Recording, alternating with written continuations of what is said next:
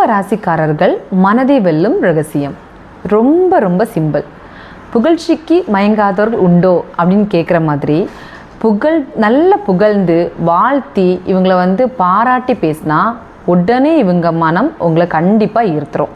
ஏன் அப்படின்னா இவங்க எந்த விஷயத்தையுமே அவங்க ரொம்ப சுதந்திரத்தை முதல்ல விரும்பக்கூடியவங்க. இந்த அவங்களோட சுதந்திரத்தை மதித்து நீங்கள் ஒரு விஷயத்த பேசி தனிப்பட்ட முறையில் அவங்க தனிப்பட்ட சுதந்திர கருத்துக்களை மதித்து நீங்கள் ஒரு விஷயத்த பேச போனீங்க அப்படின்னா அதை பொறுமையாக அதை ரொம்ப ஹேண்டில் அறிவு சார்ந்து அவங்கள்ட்ட பேசுனீங்கன்னா கண்டிப்பாக அவங்க மனதை நீங்கள் வெஞ்சிடலாம். ஒரு புத்திசாலித்தனமான உரையாடல், ஒரு ஆழ்ந்த உரையாடல் அதில் கண்டிப்பாக அறிவு சார்ந்து இவங்கக்கிட்ட பேசுனீங்க அப்படின்னா இவங்களுடைய மனம் உடனே அதுக்கு மயங்கிரும். அதாவது நமக்கு அட்வைஸ் கொடுக்கக்கூடியவங்க ரொம்ப அறிவாக இருக்கணும். அதாவது அவங்க ஒரு அட்வைஸை கேட்பாங்கன்னா கண்டிப்பாக கேட்பாங்க. அது யார்கிட்ட கேட்கணும் அப்படிங்கிறது, யார்கிட்டேருந்து பெற்றுக்கொள்ளணுங்கிறது ஒரு வரம்பு கண்டிப்பாக வச்சுருப்பாங்க. அந்த வரம்பில் அவங்களை நீங்கள் பேசும்போது உங்கள்கிட்ட பாயிண்ட் இருக்கணும்.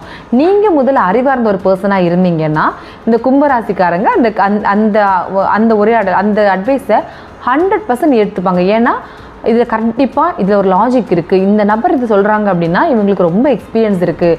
அப்போ இது நம்ம கண்டிப்பாக, அதாவது ஃபார் எக்ஸாம்பிள் ஒரு ஞானியாக இருக்கலாம், இல்லை ஒரு அஸ்ட்ராலஜராக இருக்கலாம், இல்லை தாத்தா பாட்டிகளாக இருக்கலாம். இப்படிப்பட்டவங்களோட அட்வைஸ் எல்லாம் அவங்க 100% ஏற்றுப்பாங்க.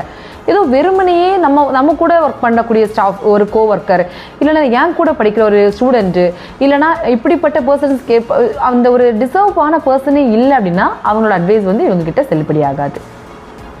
முதல்ல இவங்கக்கிட்ட ஒரு நண்பன் நண்பியாக அணுகணும். ஒரு நண்பனாக நீங்கள் அணுகி பேசினா கண்டிப்பாக இவங்க மனதை நீங்கள் வெஞ்சிடலாம்.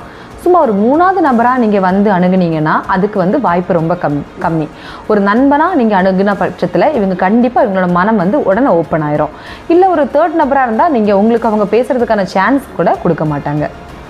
அதாவது சிம்பிளாக சுருக்கமாக சொல்லப்போனால் இவங்கக்கிட்ட ரொம்ப உண்மையாக இருங்க. ஏன்னா நீங்கள் போலியாக ஒரு விஷயத்த சொல்ல போனீங்க அப்படின்னா உங்கள் போலியான முகம் உடனே இவங்க கண்டுபிடிச்சிருவாங்க.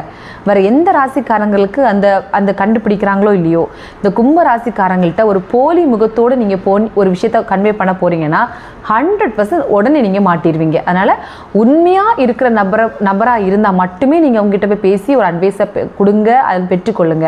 இல்லைன்னா இவங்களோட அட்வைஸ் இவங்க கொடுக்க அட்வைஸ் இந்த காதில் வாங்கி இந்த காதில் விட்டுருவாங்க ஒன்று, இல்லைன்னா உங்களை யாருன்னு கூட மதிக்க மாட்டாங்க.